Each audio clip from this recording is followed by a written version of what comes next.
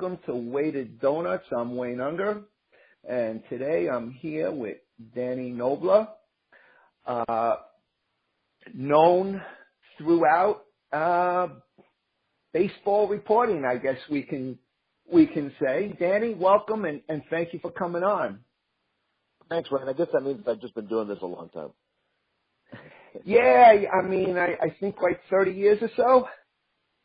Yeah, it's been quite a while, and I'm fortunate to have seen a lot of exciting things, a lot of good baseball, some real bad baseball too, but we'll remember more of the good ones. Well, you know what? They say this about pizza and sex. It's never bad.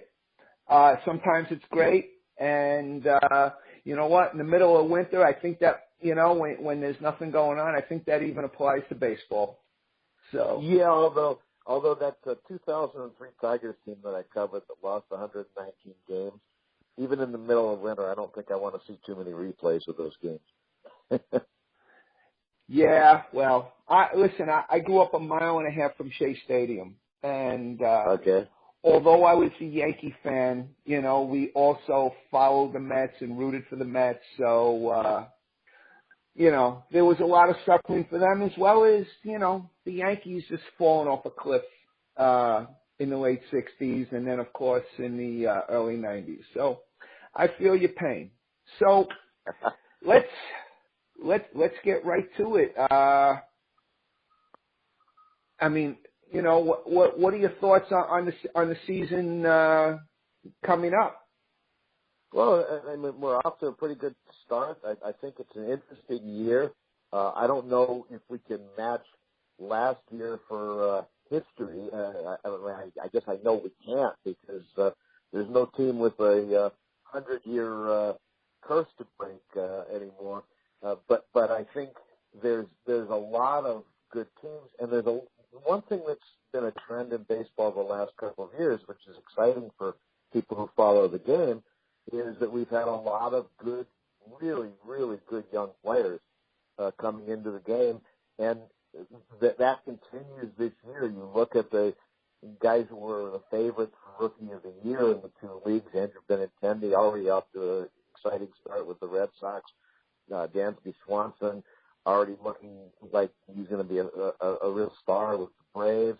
You look at some of the other players on the way up. You mentioned the Yankees. You look at the Yankees' talent.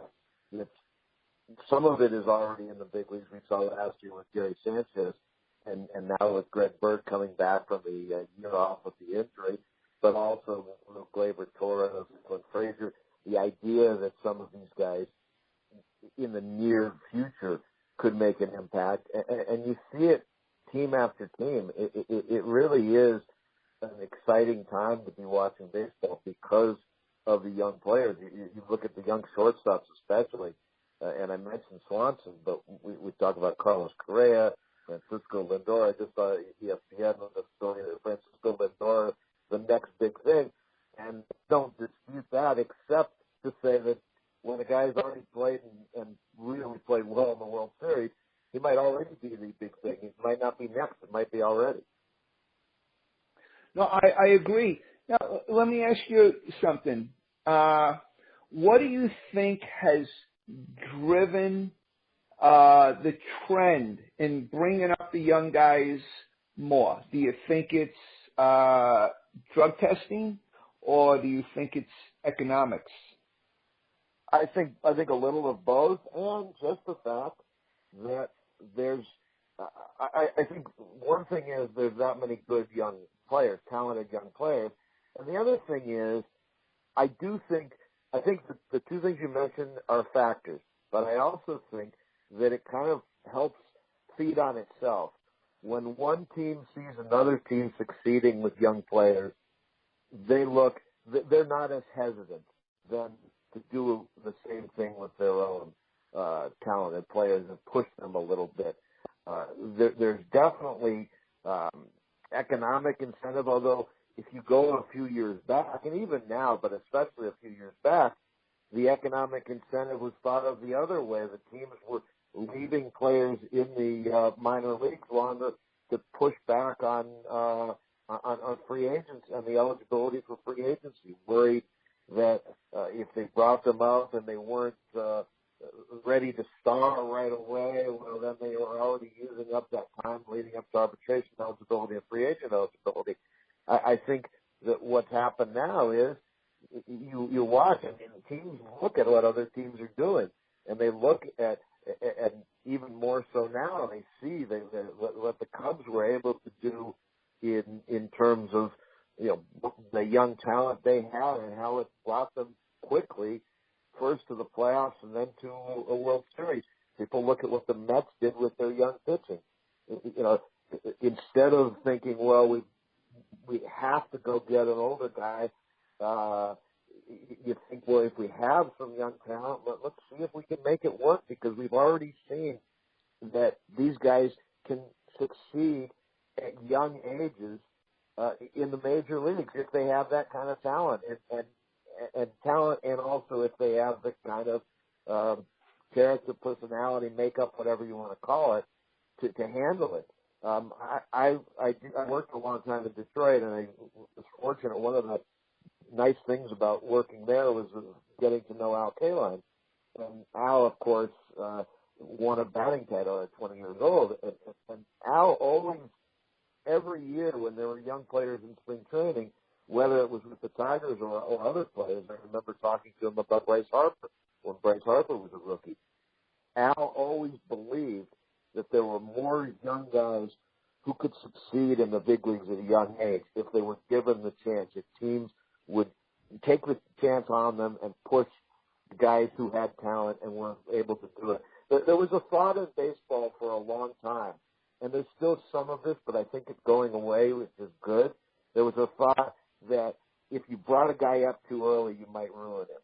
That if you brought him up and he wasn't ready and you had to send him back down, that might really hurt his development. And I actually think in a lot of cases it's the opposite. I think the good, talented young players, if you push them,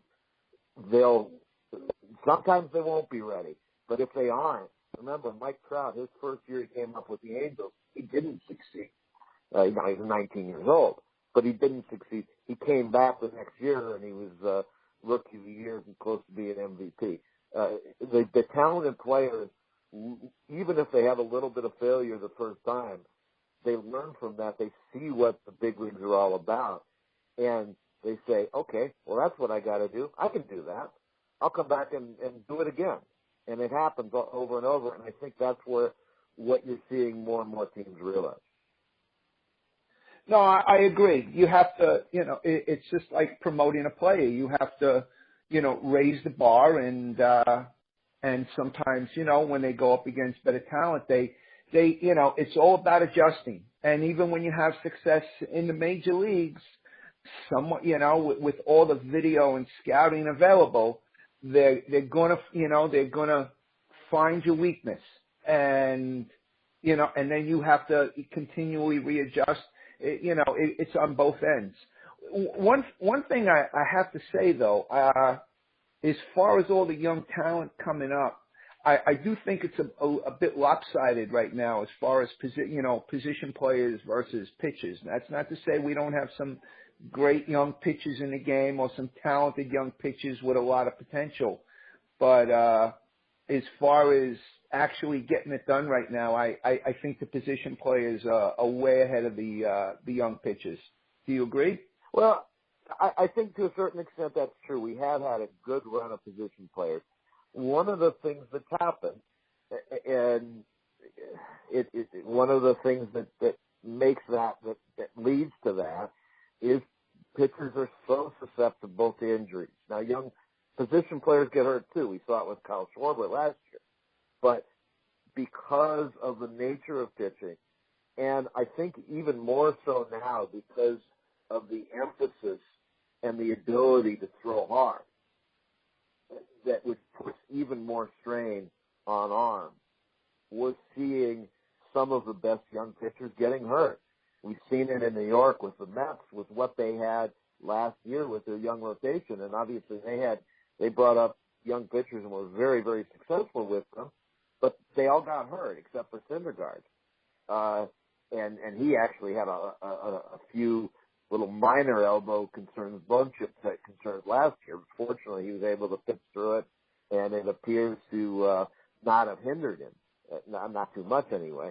But you look at one of the best young pitching, maybe the best young pitching prospect in baseball, Alex Reyes of the Cardinals, ended up having to have Tommy John surgery, getting hurt in spring training this year. And he would have been somebody who might have been, he came up at the end of last year, pitched in the Futures game and then came up and really was impressive. And I think people looked going into this season really excited to see him, and absolutely the Cardinals were excited about the possibility that he could impact their team and their chances to make the playoffs, to get back to the playoffs this year. And he got hurt. And I think we're seeing that the number of injuries, of Tommy John surgeries, it has been so high. I think that does have an impact when you're talking about about whether the position players versus pitchers right now. Right. I know you followed the World Baseball Classic pretty closely. I did, yeah. There, some players were injured. Were injured there. You had Didi Gregorius. You had Drew Smiley is out, and Seth Lugo now has a partial tear.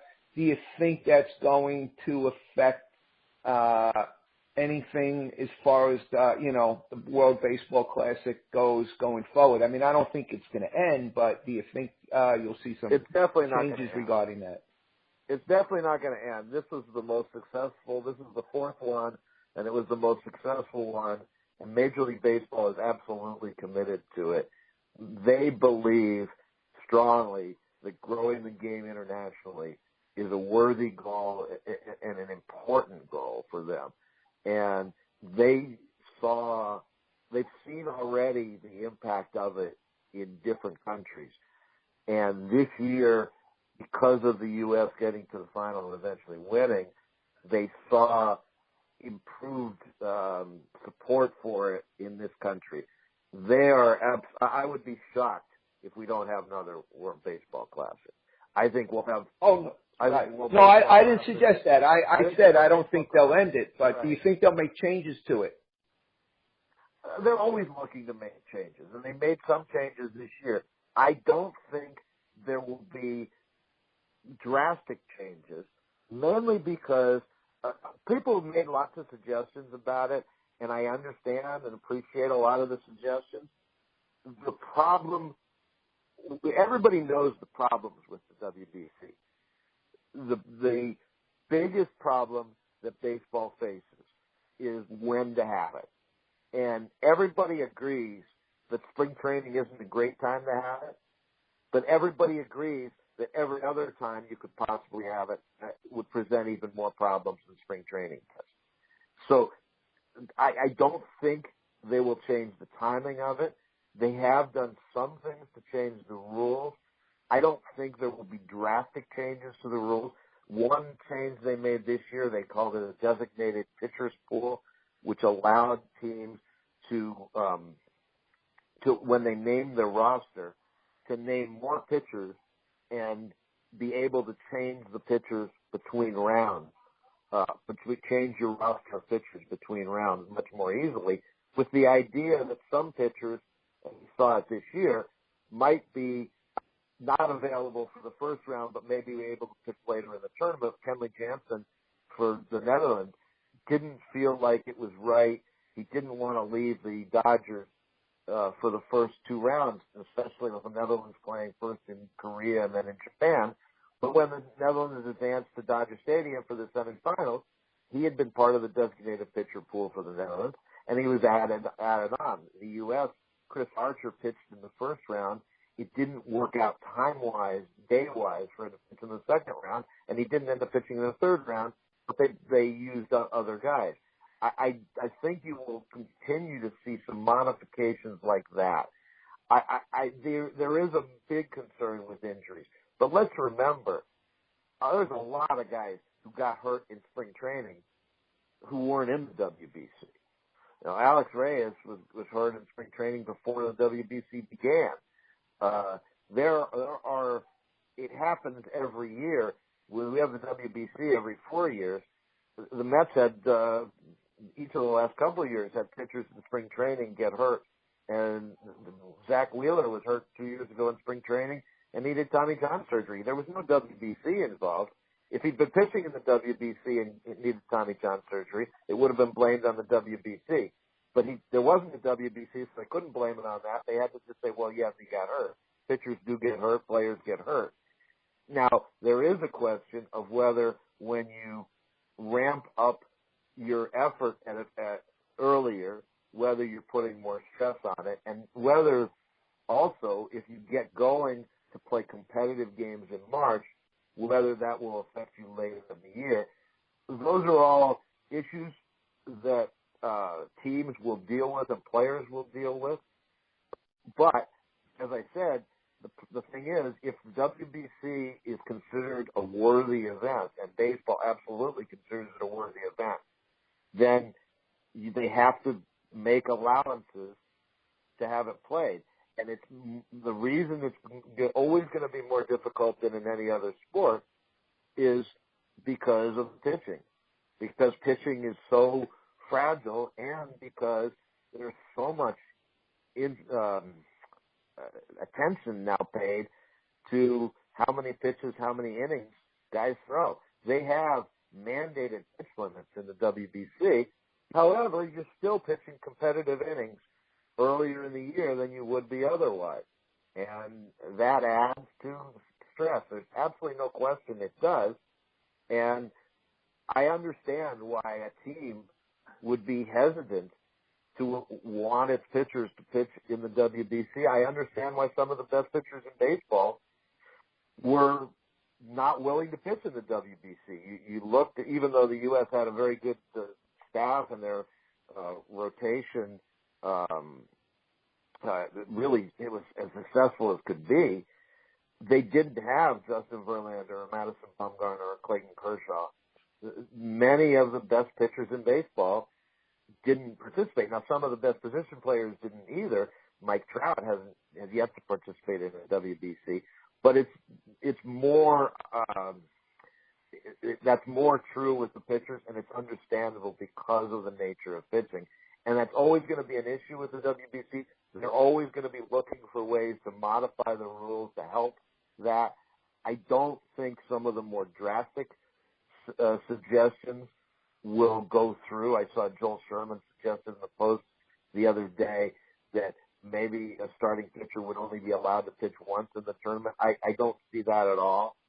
For one thing, you're dealing with various countries, and the WBC is organized with the cooperation of a lot of other national baseball federations other than just the U.S. and the major leagues, even though it's a joint venture of the major leagues and the Major League Players Association. It can't happen without the cooperation of Korean baseball and Japanese baseball and Taiwanese baseball and all these other countries. Without that, you're not going to have it. And those countries aren't going to want to say, well, we can only use a pitcher one time. Most of those countries don't have the depth in pitching that maybe the U.S. does. And the tournament doesn't make sense without it. No, it has been bandying back and forth. My personal suggestion, my idea is this: have it start 2 weeks after the season ends. Now, I understand you'll have postseason going on, but I think 2 weeks after the season ends, you probably will have had 4 teams eliminated from postseason, definitely 2, and quite possibly 4. So you have, now that pool gets built up. And it's 2 weeks. I know it's a long season, but now, the players, they have that 2-week breather. But I feel as though they're going into the tournament warm and loose with that 2-week breather, as opposed to coming in cold and trying to kickstart it a little faster than normal, even if they are preparing ahead of time. And as the tournament goes on, you will have more players available in the pool as teams get eliminated from the postseason.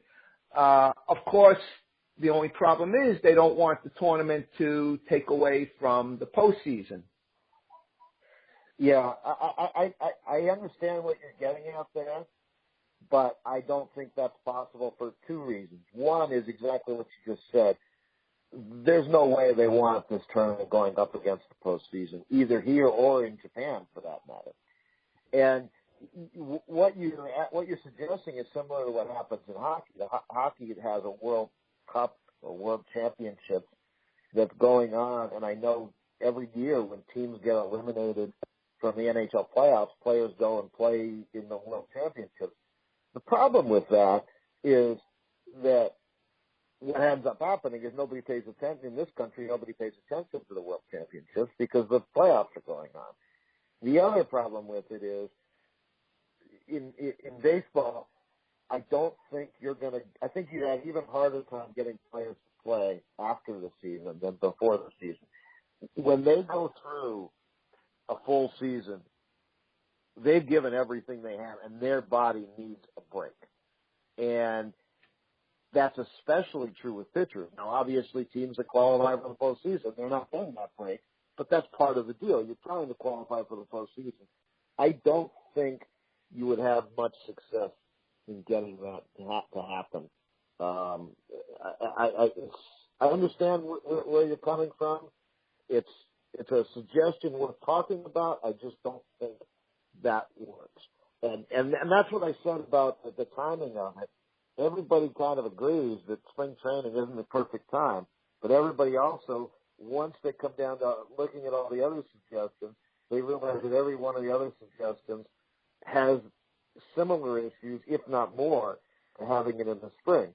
And that doesn't mean that none of those should be considered. I think all of them should be considered, but I think the likelihood of moving it just isn't that high. Right. Now, for the season coming up, I'm sure you probably laid out picks somewhere on the internet. Who are your picks, division and wild card wise? Yeah, to tell you the truth, I didn't get asked to make picks this year, and I don't make picks unless I have to because I don't. I know that I'm not very good at. I don't think anybody's very good at. I think people that end up getting it right.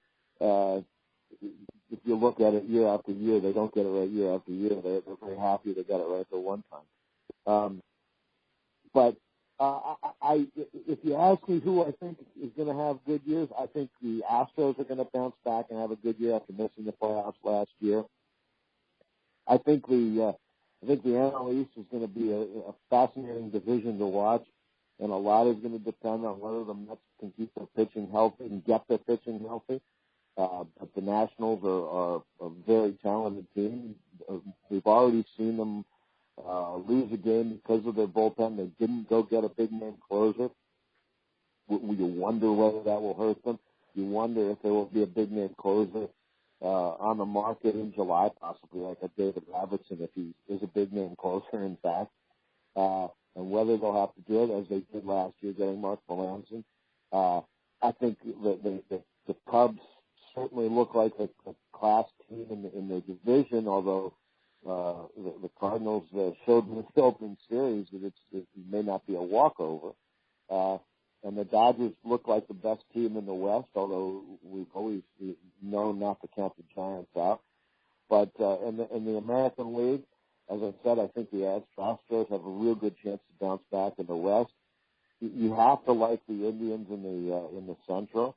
And in the East, I think it's a very interesting race. I think the Red Sox probably are the favorites, but the Blue Jays and Orioles still have real good teams. And there's going to be some surprises. Now, as far as what team in each league, like I said, I didn't have to make picks this year, and I try to stay away from it. But it's easy to like the Dodgers right now. It's easy to like the Red Sox right now. It's easy to like the Astros right now. It's easy to like the Cubs right now. These are like the Indians. Who comes out of it, we'll see. Okay, well, listen, I whiffed on my picks huge last year. I picked the Astros to win it all. So, but I actually did. Early. Yeah, you know what? I expected, I didn't expect their pitching to, they had injuries and Ken Giles imploded in the first half of the year. So, I think that was big. But, I did pick Boston, but, I don't know, I'll tell you, I'm honestly starting to rethink that. I still like the Blue Jays. I picked the Indians. To me, that was like a no-brainer. I picked the Astros. I picked the Mets, but I did pick the Nationals, to get a wild card. And, I picked the Cubs and I picked the Dodgers. I tell you who I think could be, a surprise team. If they don't trade off their talent is the Tampa Rays. I don't know if the lineup is going to be good enough to do it. Their pitching certainly gives them a shot, and that's been true most years, and I think it's still true this year. Whether that lineup in the division they're in, with the talent there is in that division, whether that's going to be good enough. There's a lot of one of the things we saw last year. There's a lot of big lineups in the American League East. And even when your pitching's good, you end up having to have games where you score some runs to win. And even without Encarnacion there, the Blue Jays lineup is strong. The Red Sox lineup is amazingly strong. The Orioles lineup is very, very strong. And you don't win. It's hard to win the American League East winning a lot of games 2-1. No, I agree. I tell you, I'm not as impressed with the Orioles as other people are. I can't argue the Red Sox and the Jays being strong. And I'm a Yankee fan. But I think the Yankees are like an 83 win team. Tampa strikes me as a team that could surprise. But I like the Dodgers. I like the Astros. I think Seattle. I think Seattle will get a wild card spot. They've gone longer without a playoff team than any other team right now. I wrote last year. I picked them to make the playoffs last year. That obviously didn't happen. And I wrote last year that they haven't been a bad enough team to miss the playoffs as many years in a row. One of the years, things have to go right for them, and maybe this is going to be the year, because in addition to having a good team, you got to have a little bit of luck to have a playoff team, and if to miss the playoffs as many years in a row as they have with different managers, different groups of players, but usually reasonable talent. I don't think most of those years they've been the favorite, but they haven't been a team that's been losing 100 games either. They've been a team that's right there. You would think that one of these years enough goes right that they make a playoff. No, I agree. They built up their outfield defense. They put Nelson Cruz at DH where he belongs. Segura is an improvement. So, a lot, their bullpen isn't bad. It's not as good as Houston's, but their bullpen isn't bad. A lot depends on, Felix Hernandez adjusting to pitching with what he has as opposed to what he used to have. And some of the guys staying healthy. A guy like James Paxton has to stay healthy. And of course we got to see how quickly, Drew Smiley will come off the DL and which Drew Smiley we'll see. But it's, it's early. I don't make any, I have none of my picks were based on what I've seen in the first few days. That's for sure. So it's It's interesting. So anyway, Danny, I want to thank you very much for taking the time to come on, and I hope we can get you back on a semi-regular basis. Well, thanks very much. I enjoyed talking to you. Same here. Thank you, Danny. You have a great day. Okay, you too. Bye-bye. Bye. And that's it for this week's show of Weighted Donuts. I hope you enjoyed it, and we'll see you next week.